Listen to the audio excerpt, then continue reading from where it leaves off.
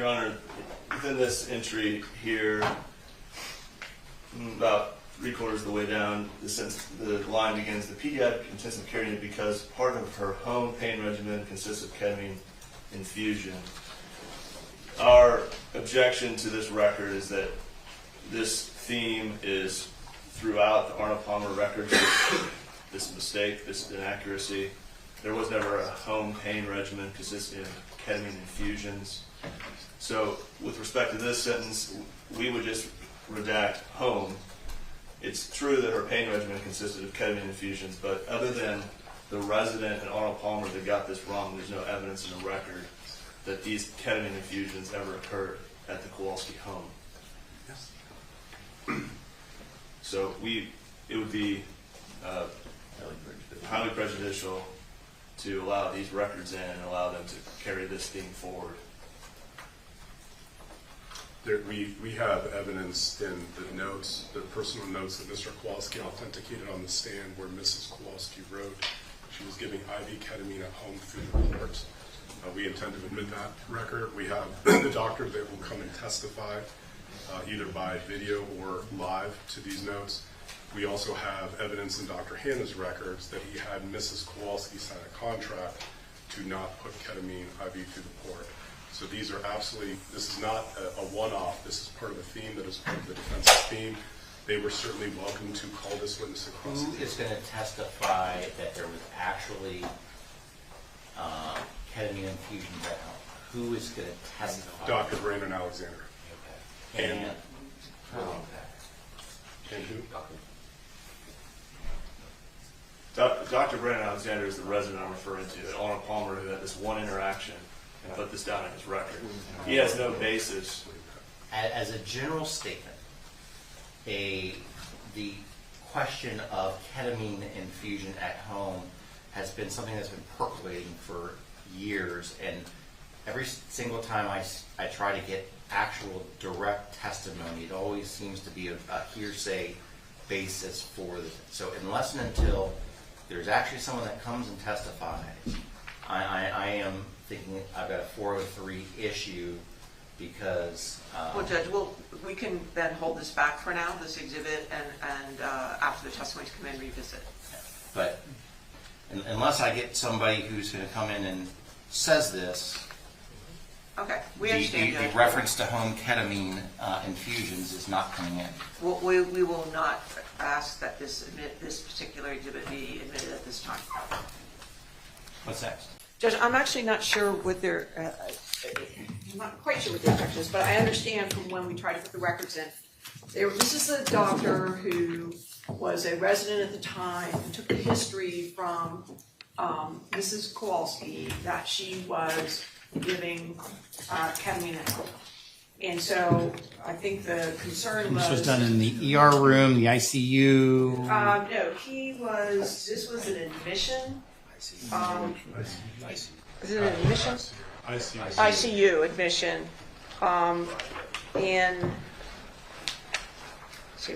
At Arnold Palmer.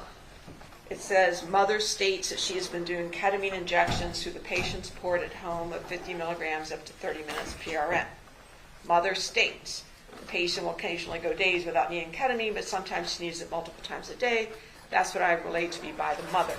The witness says on line 3, the way I documented this means that when we were speaking, we talked about getting the ketamine boosters every few weeks, as she does with Dr. Hanna. However, I stated that she's been doing ketamine injections through the patient's port at home.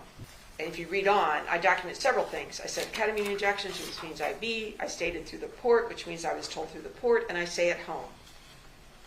So he reiterates that the mom was talking at home. There's no question, Judge, but that this is a party admission, if not medical history, and it is a statement that the doctor's testifying he was specifically told by Mrs. Kowalski, which he then documented in the medical record as mother states. So I'm not sure what the objection is. The objection is relevance, 403, and along the lines of what was discussed on Friday afternoon and this morning. This is a resident, and it all went to the Chapter 39 issues. This is a resident who's not competent to give these opinions. His record also indicates that Maya had a normal gait during this admission at Arnold Palmer Hospital, so his records are completely unreliable. The prescriptions at the time were for IV ketamine at home. So it's confusion on the resident's part. And again, none of the supposed knowledge of this resident in April of 2016 was ever communicated to or made aware to Johns Hopkins, All Children's Hospital in October of 2016. So it's irrelevant to the medical malpractice claim. It's not even relevant to an intentional infliction claim. It's not relevant to any pending claim in the lawsuit, and it's a 403 issue. The court on other occasions has refused to admit evidence that would be along the same lines as this. Those are our objections, Your Honor. He also works for Johns Hopkins. Oh, he now works for Johns Hopkins, by the way. At the time. And he joined them in 2017 and worked for them during this deposition. Not sure the relevance of the last comments, Judge, but this clearly goes to credibility issues with the patient, with the plaintiffs. It goes to Mr. Kowalski's testimony that they would not be ejecting at home. I mean, it's a credibility issue that the plaintiffs are under anyway. It also goes to past medical history. It goes to several issues in the case. Well, there's already testimony that for the Kowalski family, both Jack and Maya, if I remember correctly, that she was receiving ketamine at home orally. Correct, but they specifically denied that there was any injections of ketamine done at home. Just out of curiosity, though, other than, how is this not a collateral issue? Well, y'all love that statement, don't you? I'm sorry, it's That's not a okay. microphone. Yeah, My apologies. It's not collateral, Judge. It goes, again, to the jury's assessment of Mrs. Kowalski's state of mind. It goes to the Munchausen's concerns that are being raised. It's support of that. It's a impeachment of the plaintiffs directly involving their testimony with regard to what type of care that she was having at home. They just asked Dr. Elliott, don't they have the right to make these decisions? They're putting this issue in front of this jury. And the jury, I think, needs to understand, as part of their assessment of this case, what types of decisions were these parents making? And at this point, there's evidence that Mrs. Kowalski was, contrary to the testimony that's been presented to this jury, was in fact injecting ketamine into Maya. And are there any records, prescriptions that were filled with IV ketamine? Yeah, I can handle it. Do you mind if I handle that question, John? Go for it. Okay. Yes, oral ketamine and IV ketamine can both be used in the same way, and this is why it goes to the heart of the case, is because when the Kowalskis came to All Children's, part of our medical team's concern was they weren't able to access some of the outside records. And as I rushed to the bench during one of the questions of Dr. Katzenstein with, when they're asking, does any of this show a dangerous practice, that the Kowalskis continue to inject into this litigation that everything that they did on an outpatient basis with other doctors is safe. It was the whole theme with Dr. Elliott. What we did was safe, this was normal, you just weren't used to it. In fact, this goes right to the heart of the defense. For us to be able to say to this jury, we had concerns, they weren't turning over records, we had concerns over the safety, and in fact, on both real-time and retrospective review, we're right. This is, respectfully, an extremely dangerous practice for a mother who's an infusion nurse with access to these supplies and access to ketamine and knowledge of how to access a port to be able to infuse an anesthetic on her daughter through the port. Now, if they want to cross-examine and say, what other evidence you have, it's not just this record. This is not an outlier. In this exact same time period, we have the admission through the note from Mr. Kowalski, who turned over his wife's diary that says she gave ketamine through a port, and we have Dr. Hannah 2 days after that record having Mrs. Kowalski sign a contract. So as the Kowalskis inject these themes into the case. These are parents' rights. They get to do, you don't have a right to second guess it. This goes right to the defense of our case to be able to explain that there were things that raised red flags, including the refusal to give outside records, which show exactly this. So where is the prescription for IV ketamine? We have those records that we're willing to put in. We can put in evidence through quorum, including one of them that was filled by Mrs. Kowalski while Maya was in the hospital. The prescriptions are for IV ketamine for oral use. They all say this. Right. And the testimony of the pharmacist is that this is the way that this has to be filled. It's IV ketamine for oral use. So it's intentional confusion by the defense. Can I respond to some other things we just said? Yes. Regarding, okay, so this is a record from April 2016. So the assertion is, well, this was extremely dangerous for Mike Kowalski. The question of the defense is, where is the evidence of any harm from this alleged use by one resident at any time? This is around the time when Dr. Kreisman comments on how well this child is doing. There's no evidence between January and August of 2016 of any harm to this girl during the time that this resident alleges that there was IV ketamine going through the port at home. And then I have to address this rushing to the bench idea. Again, that question was specifically targeted at Dr. Katzenstein's diagnosis of psychological factors affecting other medical conditions. And the question was, with this diagnosis of psychological factors affecting other medical conditions with an underlying physical condition of CRPS, does not pose a danger to the child. Does it, Dr. Katzenstein? She said, no. That's nothing to do with a resident's opinion about ketamine and misunderstanding the prescription.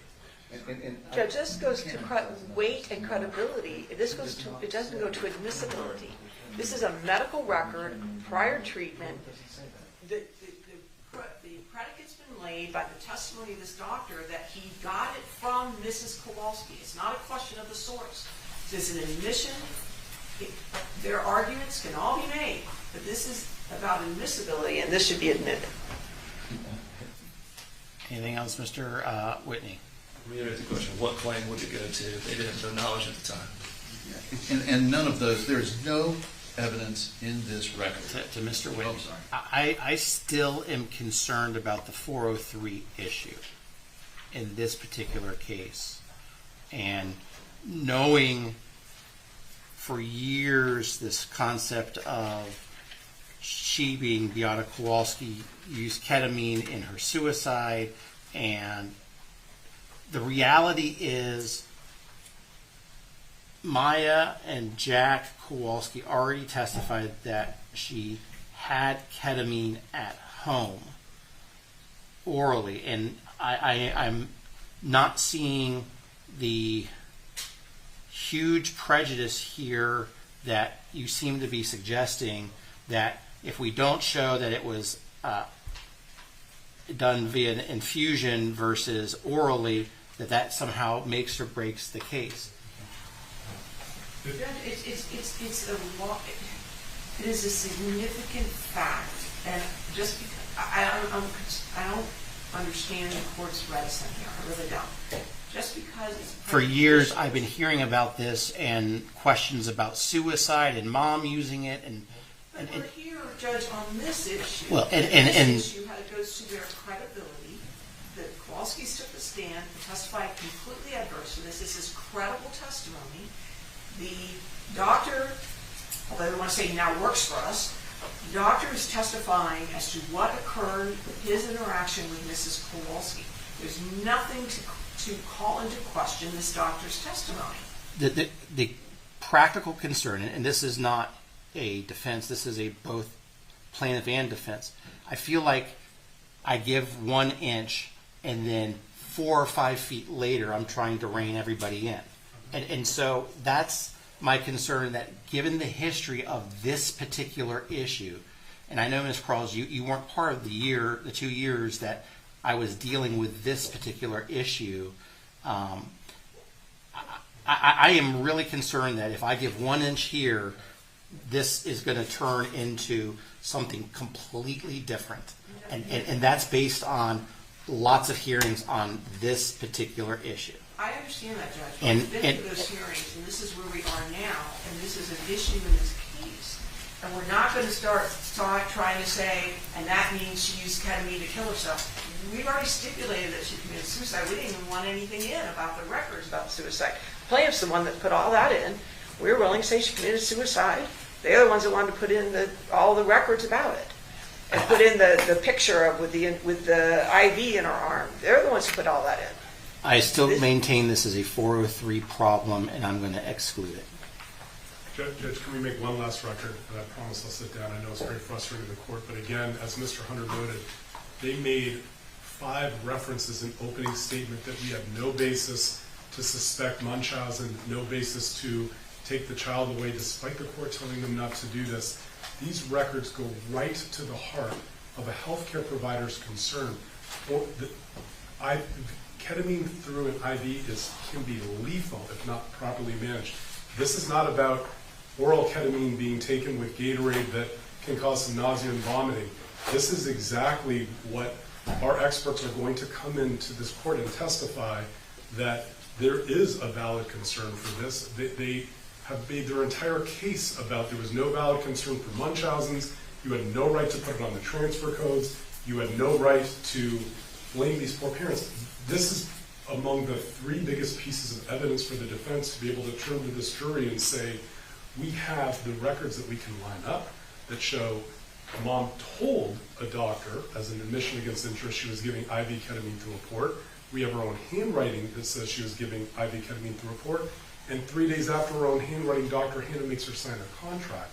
And to cut the defense off from being able to say that gives the plaintiff this unfettered license to have told this jury over 3 weeks that All Children's has no basis to accuse Munchausen, to suspect Munchausen. This is the evidence of it. And I go back. I have already instructed this jury that Johns Hopkins All Children's Hospital had a reasonable basis for the DCF hotline call and that the hospital is not responsible for that. It's going to be reiterated again in the subsequent. I continue to remind we are not trying the Chapter 39 case. And as much as the last few days I feel like that's what the defense wants me to do is to try the Chapter 39 case, I continue to believe that the 403 problem with respect to this evidence vastly outweighs whatever probative value it has for the defense. It's not coming in. May I ask the court, is the jury going to get an instruction that the defense had a reasonable basis to put Munchausen by proxy as a suspicion on the transfer code? Because their whole argument is we have no reasonable basis to put that, and that's why they refused transfer. And this all goes to the reasonable basis that the defense has in real time and in retrospect that would support that.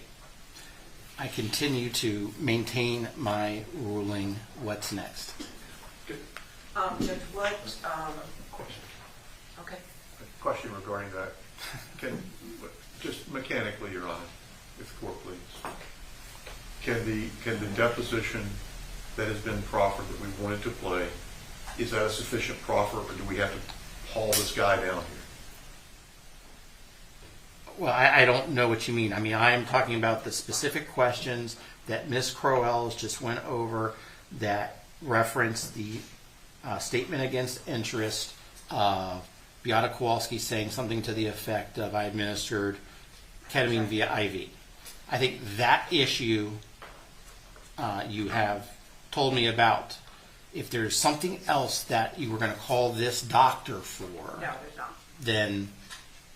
then I can't say that the proffer is complete. If that's the only reason why you're going to call this witness, then to me, I think you have completed the proffer. Okay. Did you have something? I did. But I mean, obviously, though, we have not heard all of the statements from the plaintiff's side as to why they would believe that he made a mistake.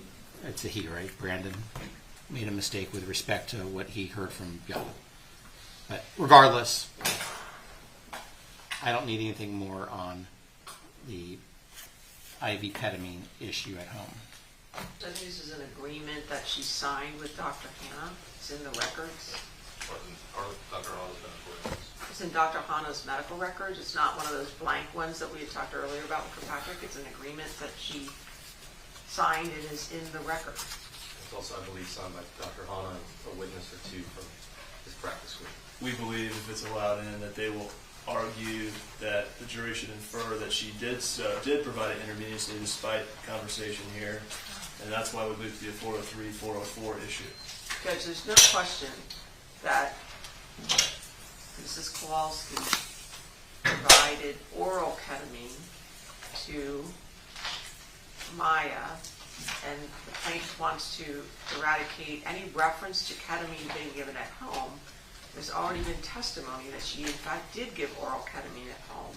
We're not simply to strike reference to oral ketamine. We're fine with that. Our concern is the reference to intravenous ketamine at home, which has, on all previous occasions, been excluded. There's also an evidence in exhibit, trial exhibit 2408-1559, in which this witness that we're about to see, James Schott, expresses exactly what is to be, how it's to be used for. There isn't a commercial product for oral use. You have to get injectable and take it orally. What? In other words, it's the same substance that could be given orally or intravenously. It's the pharmacy records, Judge.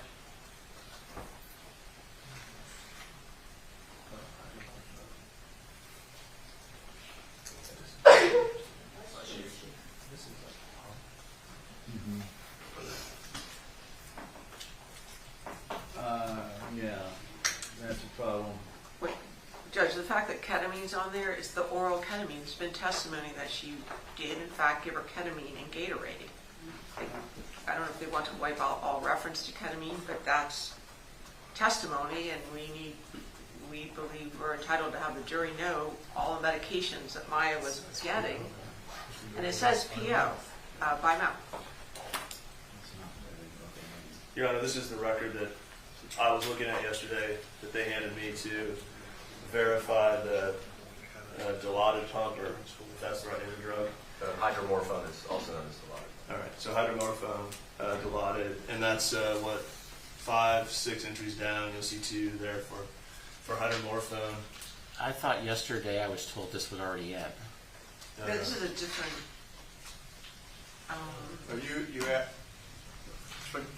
Yesterday you asked, there was a controversy yesterday over whether the prescription was already in.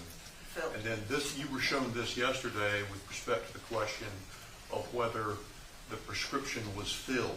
I asked 2 questions. I asked, was the prescription filled, and was the pharmacy records in evidence?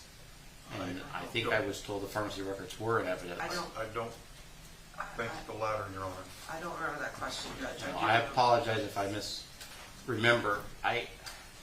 Because I was that was one of the reasons why I was letting in the script yesterday. And now we've got a document that has intravenous written all over it. Judge, we're calling the pharmacist, and we're not going to, and he can explain that the ketamine, it says PO, and that's by mouth, and we will have him explain Route, it. intravenous, IVPRN. How many Where are you intravenous? seeing that, Judge? Well, there's several medications. 1, out here, 2, Doctor. 3, 4, 5, 6, 7, 8, 9, 10, 11, 12, 13, 14, 15, 16. Oh, Judge, those are not, the IV ones are not, they're not ketamine. She was giving her IV hydration. There's no question she was giving her IV. There's normal saline and Zofran and Hydroport that she was giving intravenously, and I don't think there's any question about that. But if you look down at the ketamine, Judge, on the first page of this exhibit, the 3 lines up from the bottom, the 2 are ketamine, and the prescription is frequency as needed, and then the route is oral. Now, what Mr. Anderson just made reference to is the fact that if you get ketamine, it comes as one solution. The solution can be IV, IM, or oral. this prescription is for oral. And that was the only thing that was going to be adduced. The point that was going to be made, that I hope to make with this exhibit, is simply that it verifies that the hydromorphone and the PCA pump were in fact filled, and then it had been my intention to approach the bench or the remainder of it regarding the ketamine. And for that matter, the other IV matters. They're not disputing the oral ketamine, Judge, and it's. I have no problem with oral ketamine. Okay. For some of the reasons I expressed yesterday, I remain very concerned about this discussion about IV. And because I do feel that there's a big 403 issue. I'm trying to... Well, do you want us to remove intravenous? Right here. He's talking about the intravenous. But that's not for the ketamine. That's for the... Your Honor, if the court's going to admit this, it seems the defense's stated purpose is specifically for the hydromorphone, which is at the top of the screen there. So we would ask for the remainder to be redacted, and they can reference the hydromorphone, those 2 prescriptions there, for that 2-week period in November. But even then, what is the relevance here of whether for the trip to Mexico she got hydromorphone? We failed, from the plaintiff's side, we failed to understand what, unless you're getting into 403 or 404 bad acts, I guess, what relevance is it to the issues before the jury, whether on the trip to Mexico Maya had hydromorphone available? Judge, these are prescriptions that Maya was given. It goes towards how much medication she was needing, how she was doing, the fact that she's getting oral ketamine at home, which has already been testified to by the plaintiffs, how much she was getting, because they stood up here and showed a chart to the jury. Here's when she was getting her infusions. Well, in between those infusions, she was getting oral ketamine at home. And I think that's relevant for perspective for how she was doing. We're not trying to imply that she was getting intravenous ketamine. And I agree, the oral ketamine, I have no problem with the oral ketamine. That it's everything else in this document, and how is it going to be used is my bigger concern. Well, I just... do you want us to remove intravenous? I don't know what I want. I just know, given the years of concern I've had about this issue, the number of times we've talked about IV, I am very wary about this subject, and for the reasons I expressed yesterday, I remain very hypersensitive about this issue. Okay. And it seems to me that we also, since there's already been testimony that there's oral ketamine and that she was taking it in 2015, it also seems to be, we're trying to continue to prove an issue that is not a dispute. Well, except the amount she's getting, and this is oral ketamine in March of 16, in April of 16. There are different months that she's getting prescriptions for oral ketamine. There's a pattern of oral ketamine, Judge, that extends across the period of time that plaintiffs have been contending that she was doing quite well, and she was a freight train headed to college, and was not needing ketamine treatments. And during that same period of time, these prescriptions indicate that she was in fact getting oral ketamine boosters, that her mother was in fact giving her that. Now, the IV portion of this is not in dispute. There's already been testimony from Dr. Kirkpatrick that he prescribed IV normal saline to be given to this patient by her mother through her port, PRN. That ship has sailed. This just documents that it was sailing farther out into the sea. There's nothing to be done with it other than the fact that there it is. It's being done. The only thing this is for is, again, 403, Bad Act 39 stuff, and that they're trying to argue that she was being given, too much ketamine or too little ketamine, or that the ketamine was helping her get better or it wasn't getting better.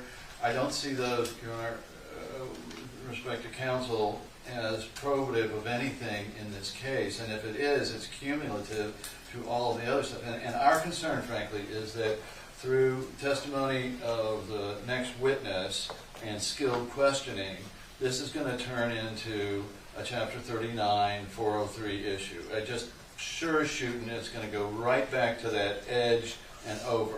I don't, because the only reason, from a trial tactic point of view, to get into this would be to demonstrate that Beata was giving her too many drugs, and that's somehow probative of Beata being a bad person.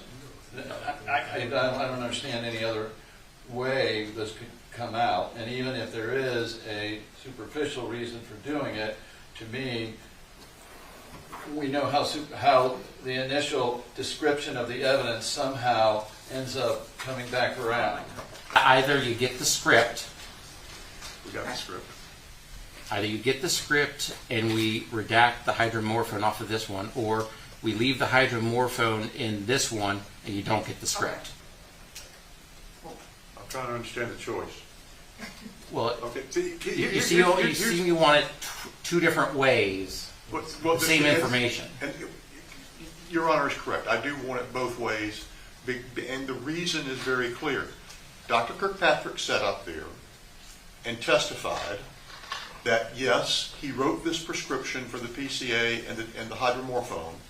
Yes, it was necessary for him to do that because of the pain and because his treatment had not worked. But then he said it hadn't been filled. He testified that the prescription was not filled. The document that we're trying to use here, this document, is a document from Coram that the gentleman we're about to put on is going to testify, documents, among many other things, that it was filled, that he filled it. That's the point. We have to look at what the impression this is supposed to make on the jury. It is one thing to stand up and say, well, we think it could be as to this, but the clear import is that Kirkpatrick is either lying or giving medications or agreeing that ketamine doesn't work, or I'm not sure what all else, none of which is pertinent to any issues here. If the court wants, and again, the court has been very clear about the ketamine orally coming in because they want to talk about dosing, fine. But as to the remainder of this, all it can go to is either Beata bad or Kirkpatrick bad. It can't go to anything else. Yes, it can. Respectfully, Your Honor, yes, it can. It goes directly to the point of the extent of the child's disease. They're saying that we aggravated a pre-existing condition. They're saying that she had this condition that we made worse.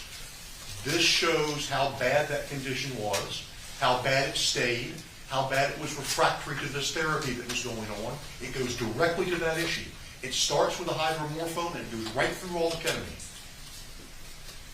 And at this point, I've told you the ketamine, oral ketamine is fine. With respect to the Zofran and the hydro whatever, again, if you want this document, that's fine, but you're not getting the script as well. This is designed to create the idea that Beata is giving all of these at home, and then what? Somehow that's doing what? And all of these are prescribed, and everyone knew what she was taking. Honestly, I continue to struggle with how medications given in 2015 impact what the hospital did or didn't do, its acts or omissions in October of 2016, and whether the hospital exacerbated a condition that the hospital says that doesn't exist. How that is in fact relevant when I compare it to the substantial 403 issue that I know that is out there that I've been struggling with since the first day I've been assigned to this case. All of this is before the hospitalization that we're talking about. But it's all leading up to the hospitalization, Judge, and it goes to her condition and how much it was taking for her to be as she appears in the photograph. I'm about ready to just say nothing comes. Okay. Honestly, because everyone's arguing so much about this, which further makes it clear to me that the purpose of this is not is different. The purpose of, let me just say this. I remain very concerned about the 403 issue. That is huge, and I know that it's right out there. So what are we doing right when I bring in the jury? What's next? We're calling the pharmacist Mr. Shaw. And we still are working on the redaction. We could, So you I'm, want to play, Hannah? I'm going to show him this prescription so that he remembers the prescription. As I've told the lawyers, you can pretty much refresh recollection, but when we do it, let's not carry our script right next to the jury and wave it to the jury as we walk by the jury, which the thing I've been always saying. I can truthfully tell the court that never crossed my mind. That's fine. I just wanted to remind so we don't do that.